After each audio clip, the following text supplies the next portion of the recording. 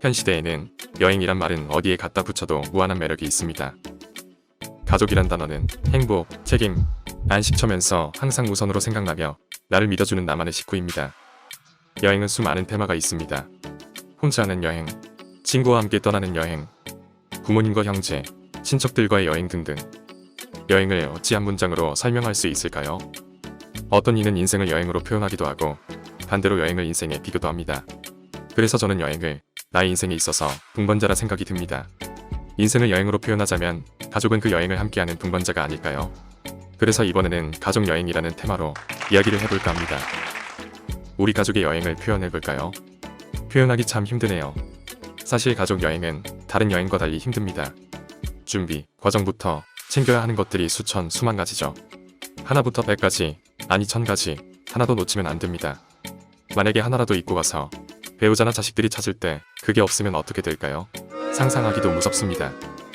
제 경우 처음 가족여행은 아내와 단둘이 가는 여행으로 시작했습니다. 그때는 즉흥적으로 놀러 갈까?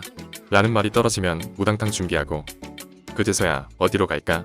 라는 말을 나누고 그러면 저는 고속버스 터미널 아니면 서울역에서 어디로 갈지 생각하곤 했었습니다.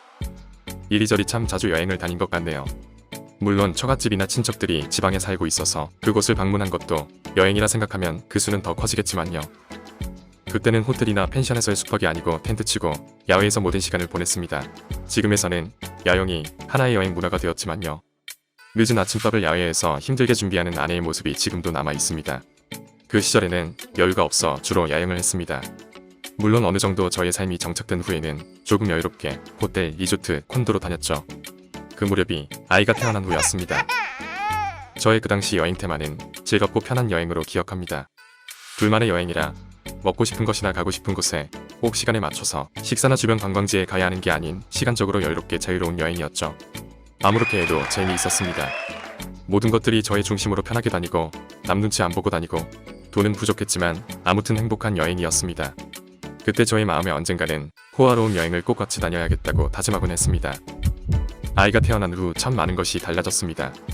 여행의 준비에 걸리는 시간과 가져가야 하는 물건들의 크기나 종류, 안전과 숙박 등 모든 것이 달라졌습니다. 나의 중심에서 아이의 중심으로 여행이 이루어졌으며 저는 선봉장이며 머슴이 되어 모든 걸 해결하며 다녔고 아내와 아들은 그만큼 편안하고 안전한 여행을 하게 되었죠. 여행을 한번 다녀오면 아이가 훌쩍 모든 면이 자랐다는 생각이 듭니다. 저의 옆에서 이것저것 아주 많은 이야기를 하고 저는 그걸 다 들어주느라 피곤하기도 했지만 다른 한편으로는 여행에서 오는 지식이라 생각하니 왠지 모르게 기분이 뿌듯해졌습니다. 그때 찍은 사진은 아직도 우리에게는 어느 보물보다 가치가 있는 것 같네요.